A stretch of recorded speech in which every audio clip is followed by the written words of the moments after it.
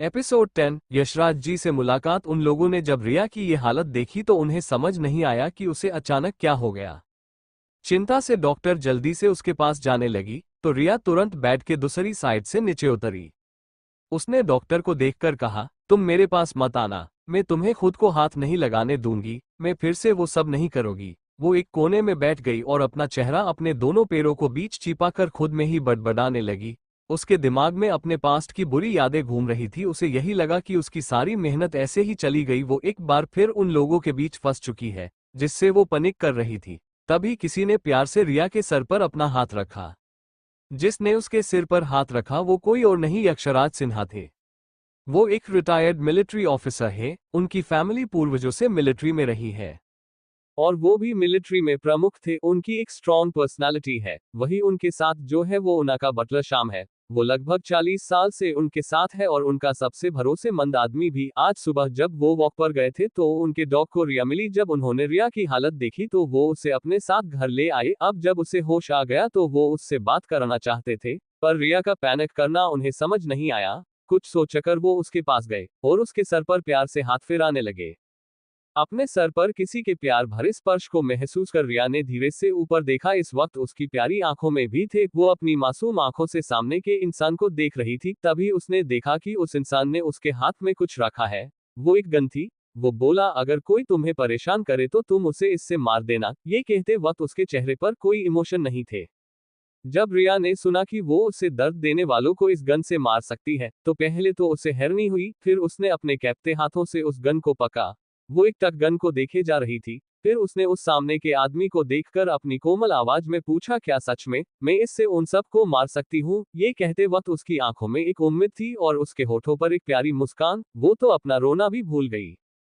वही उनका बटलर तो शौक में ही चला गया ये सोचकर कि उसके मलिक ने एक इतनी छोटी और प्यारी बच्ची के हाथ में गन पकड़ा दी।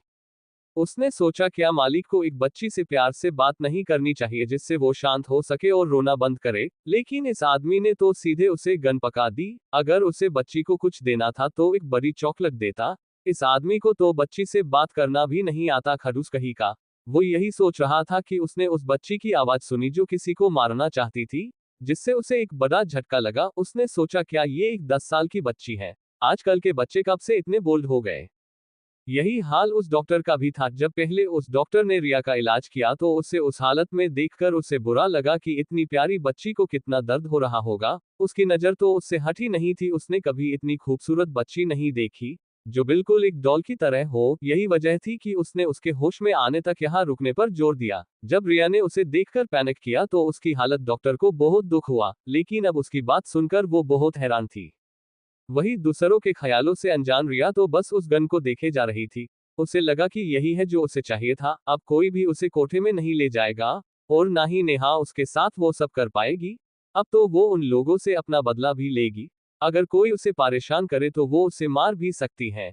ये सोचकर उसके चेहरे पर एक प्यारी मुस्कान आ गई, लेकिन कुछ सोचकर वो फिर से मायूस हो गई। उसने उनसे अपनी मायूस आवाज में कहा, पर मुझे तो गन चलना नहीं आता। ये कहते वक्त उसके चेहरे पर उदासी थी। वही यक्षराज जी उसके हर एक्सप्रेशन नोटिस कर रहे थे। उन्हें रिया का उदास होना अच्छा नहीं लगा।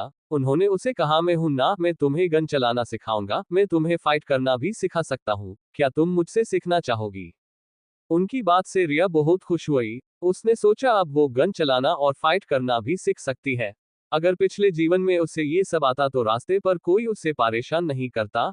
ना ही नेहा और वो कोठे वाले उसे इतना दर्द देते। वो खुद के लिए लड़ सकती थी। पर कोई बात नहीं, इस लाइफ में मैं खुद के लिए लड़ूंगी। कोई मुझे चोट नहीं पहुंचा सकता, मैं सब अच्छे से सीखूंगी। ये सोचकर उसकी आंखों में एक चमक आ गई। उसकी आंखों में एक आग थी। उसके चेहरे पर से उसका आत्मविश्वास साफ झलक रहा था।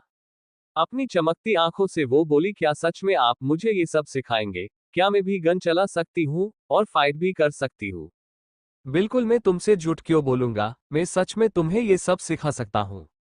तभी रिया के दिमाग में एक विचार आया और उसने उनसे कहा, क्या आप चोर हो या फिर कोई क्रिमिनल? आपको ये सब कैसे आता है? क्या आप मुझे भी अपनी टीम में शामिल करना चाहते हैं? इसलिए आप मुझे ये सब सिखाएंगे ताकि मैं बड़ी होकर आपके लिए चोरी कर सकूं। ये पूछते वक्त वो बहुत ही प्यारी लग रही थी। वही उसके सवाल से तो रूम में मौजूद लोग सदमे में चले गए। भाई, आप किसी रिटायर्ड मिलिट्री ऑफिसर से कोई पूछे कि वो चोर या फिर क्रिमिनल तो नहीं तो सदमा तो लगेगा ही। मैं कोई चोर या क्रिमिनल नहीं हूँ, और ऐसे थोड़ी है कि सिर्फ क्रिमिनल ही फाइट करना, गन चलाना सीख सकते हैं, पुलिस भी तो सीखते हैं। तो तुमने ये क्यों सोचा कि मैं एक पुलिस ऑफिसर हो सकता हूँ? तुमने यही क्यों सोचा कि मैं चोर क्रिमिनल हो सकता हूँ?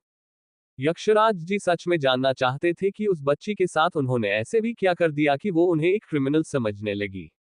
तो क्या लगता है आपको कि क्या वजह होगी जो रिया उन्हें चोर क्रिमिनल समझ बैठी? कैसे दूर करेंगे यक्षराज जी उसकी इस गलतफहमी को? कैसे रिएक्ट करेगी रिया जब उसे पता चलेगा जिन्हें वो अब तक क्रिमिनल समझती है, वो एक रिटायर्ड मिलिट्री ऑफिसर है, जिनके काम पर पूरा देश गर्व करता है? कैसी होगी उनकी आगे की बातचीत? इसका क्रेडिट जाता है पॉकेट नॉवल रीडर पर। फिर मिलेंगे। लाइक, कमेंट एंड शेयर करना मत भूले।